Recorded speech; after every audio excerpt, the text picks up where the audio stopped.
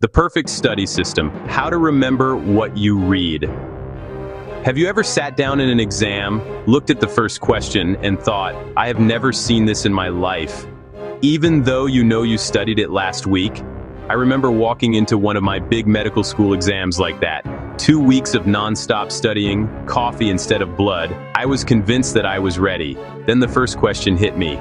My heart rate was 150, palms sweating. For a moment, every fact I knew just disappeared. But here's what changed everything for me. I stopped trying to cram more hours and started learning how memory actually works and how to talk to my brain in its own language.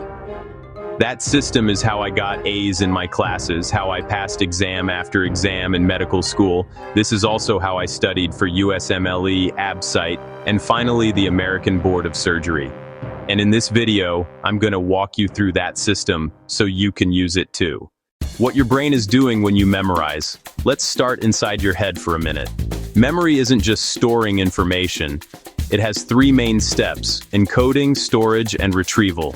Encoding, when you first learn something and your brain connects it to what you already know. Storage, your brain stabilizes those connections over time. Retrieval, you pull the information out when you need it, like in an exam. A key player here is the hippocampus. Think of it as your librarian. It takes short-term information and helps turn it into long-term memory by strengthening networks between brain cells. If you don't talk to the librarian again, those connections fade. That's the forgetting curve. After you learn something once, you lose a big chunk of it in the first few days, unless you review it. Good news, your brain is not broken. It's just following its rules. So our job is to study in a way that respects those rules. The secret of memorization: link everything to something. Your brain loves connections. Random facts are hard to remember. Connected facts are much easier. So rule number 1 in my system: never leave a fact alone.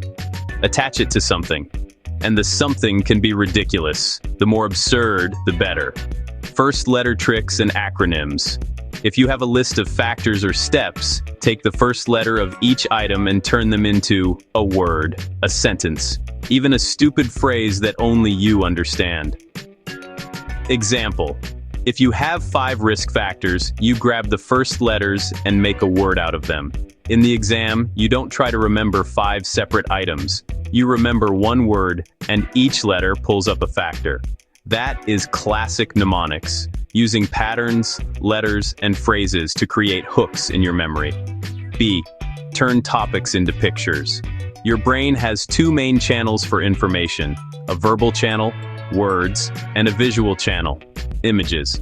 When you use both, you get dual coding, and recall improves because you have 2 ways to find the same information. So for a complex topic, don't just write notes. Draw a simple cartoon or diagram. Each part of the drawing represents a piece of the concept. When you look at that image later, the details come back. It does not have to be beautiful. Stick figures work. C. Turn facts into a song or story. You can also write a short story where each character represents a concept, or make a simple song or rhythm where each line stands for one key point. Yes, it feels ridiculous. That's the point. When something is emotional, funny, or weird, your brain flags it as important and lays down stronger memory traces. So, associations, pictures, songs, stories, letters, you are building handles for your brain to grab later. Repetition the right way: spaced repetition and active recall. Now that your brain has something to hold on to, we need to keep those connections alive. If you study once and never see the material again, the forgetting curve wins. 2 powerful tools beat that curve: spaced repetition and active recall. A. Spaced repetition. Don't cram. Revisit. Spaced repetition means you review material several times, but with growing gaps in between. For example, day 1, day 3, day 7, day 14, and so on. Research shows that spacing out your reviews over time leads to much better long-term retention than massed cramming the night before. This is why in medical school, when I had a big exam every few weeks, I didn't read the same chapter 5 times in one day. I broke it up. Learn it once. Quick review the same evening. Review again 2 days later. Short refresh before the exam. Same total time, very different brain result. You can use apps like Anki or just a calendar and flashcards. The principle is what matters. See important material again before your brain decides to delete it. B. Active recall. Test yourself. Don't just reread. Here is a harsh truth. Rereading your notes feels good, but your brain is mostly on autopilot. Active recall is the opposite. You close the book and force your brain to bring the information back. Quiz yourself with flashcards. Cover your notes and explain the topic out loud. Do practice questions. This is also called the testing effect. Using tests as a learning tool, not just a measuring tool.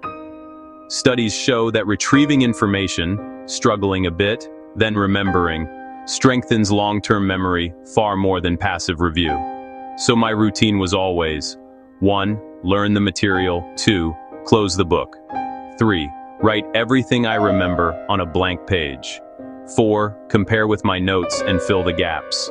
It feels harder. That's exactly why it works. 4. Mix it up, interleaving and teaching others. Once you have some basics down, 2 more strategies make your learning even more powerful. A. Interleaving. Don't study in giant blocks. Most students block their studying. All of cardiology today, all of GI tomorrow, all of endocrine next week. Instead, interleave. In one study session, rotate between 2 to 3 topics or problem types. This forces your brain to switch, compare, and really understand the differences. For example, 30 minutes, cardiology questions, 30 minutes, endocrine questions, 30 minutes, surgery topics. Your brain works harder, but you build stronger, more flexible memory. B. Teach it like the exam depends on it. If you can teach a topic in simple language, you own it. You can explain a concept to a friend, talk to an imaginary student in your room, or record a short voice note teaching the topic. Teaching forces you to recall without looking, organize the information logically, and notice the gaps in your understanding. Every time I explained a topic to someone else, I understood it better for myself. 5. Pulling it all together. Your study system. Let's turn this into a simple plan you can actually follow. Step 1. Break topics into chunks. Don't sit with all of cardiology. Pick a small, clear chunk. 1 disease, 1 guideline, 1 chapter. Step 2. Encode with connections. Make at least 1 mnemonic or acronym. Draw 1 simple diagram or image for the topic. If it's tricky, create a short story or song line. Step 3. Do active recall the same day. Close the book. Explain the topic out loud or write it from memory. Check what you missed and fix it. Step 4. Schedule spaced reviews. Very quick review the next day. Another in 2 to 3 days. Another in about a week. Use flashcards, short summaries, or practice questions. Step 5. Mix topics and teach when you study. Rotate subjects instead of staying with one. Regularly pick 1 topic and teach it in 2-3 minutes. 6. Final exam story, from panic to control. Let's go back to that exam panic. The difference later in my training wasn't that I never felt nervous. Everyone feels nervous before big exams. The difference was this. When I sat down for exam, I knew I had seen the material multiple times, pulled it from memory through active recall, linked it to images, stories, and mnemonics that my brain could grab. I mixed topics, taught them, and tested myself. So when the first question appeared and my brain froze for a second, I took a breath, and then those connections started firing. The silly acronym, the little drawing in the margin, the weird story I had invented at 1 a.m., and the answer came. That is what I want for you. Not a life without nervousness, but a system strong enough that even when you're stressed, your brain has something solid to pull from. If you build these habits now, associations, mnemonics, pictures, active recall, spaced repetition, interleaving, and teaching, you won't just pass your next exam. You'll train your brain to remember anything you decide is worth your time.